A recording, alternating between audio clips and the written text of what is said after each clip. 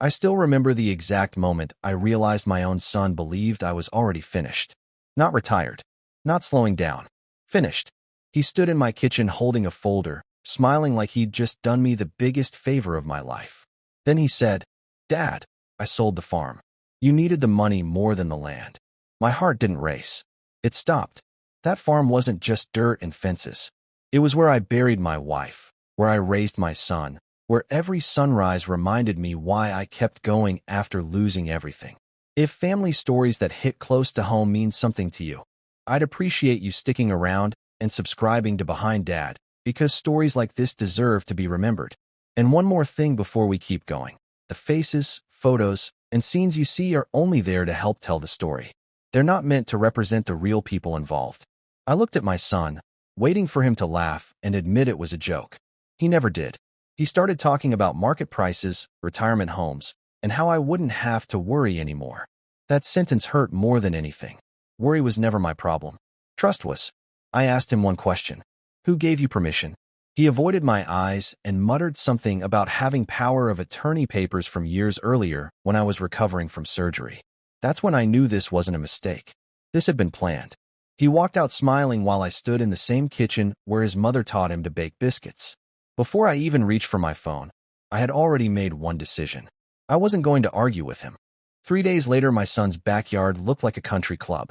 Fancy tents, expensive food, loud music, and people congratulating him on becoming a successful businessman. Apparently, everyone believed he'd turned an old family farm into a fortune. I even heard someone call him a financial genius. I smiled, shook hands, and thanked people for coming. Nobody noticed I wasn't celebrating. They thought I was simply an old man accepting change. The truth was much different. My lawyer had told me to stay quiet. "Don't confront him," he said. "Let him believe everything is settled." So I did. Watching my son laugh with people who never knew the years of sweat behind that land felt like someone twisting a knife in my chest.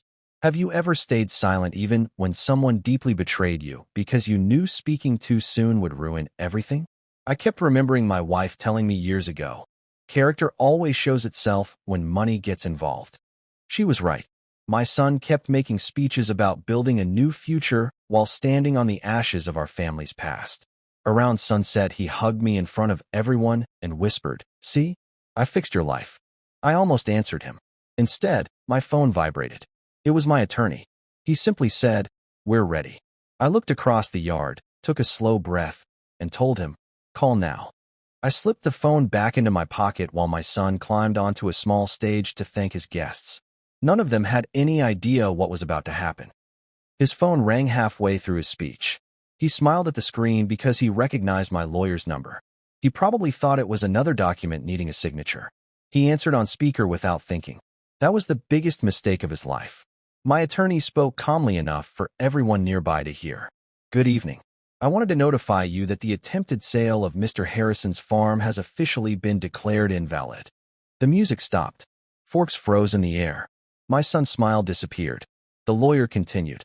"The power of attorney you relied on expired years ago and never granted authority to transfer ownership of real estate. Additionally, the farm was protected by a survivorship trust created by your late mother. Legally, you had no right to sell it." My son tried interrupting, but my attorney kept going. "The buyers have already been informed. Their payment has been reversed, and legal action regarding fraud is now underway." You could hear people quietly gasping. One guest actually stepped away from my son like betrayal might be contagious. Then came the question that broke him. "Sir, would you like to explain to your guests why you celebrated property that never legally belonged to you?" My son's face turned ghost white. His hands started shaking. He looked at me, expecting me to rescue him the way I always had when he was younger. Instead, I simply met his eyes.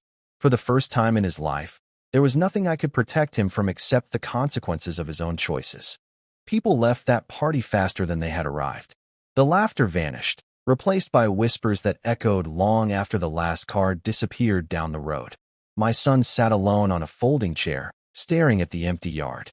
Finally, he looked at me and asked, "Why didn't you stop me?" I answered honestly, "Because you never asked if what you were doing was right. You only asked whether you could get away with it." He cried harder than I'd ever seen him cry, but tears couldn't erase what had happened. Months later, he apologized. not because lawyers forced him to, but because he finally understood that the farm wasn't valuable because of money. It was valuable because it carried our family's history. I forgave him, but forgiveness doesn't erase consequences. He had to rebuild trust one small step at a time, and that's much harder than rebuilding a business deal. Looking back, I don't remember the party or the legal victory as much as I remember the silence after the phone call. That's when everyone finally saw the truth. Sometimes the greatest revenge isn't yelling, fighting, or humiliating someone. It's patiently allowing the truth to arrive on its own. If stories about justice, karma, and family betrayal stay with you after they're over, you'd probably enjoy my other channel, Karma by Dad.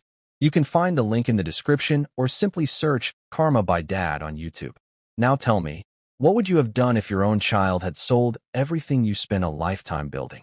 Leave your answer in the comments. Share this story with someone who believes honesty still matters, and don't forget to subscribe to Behind Dad.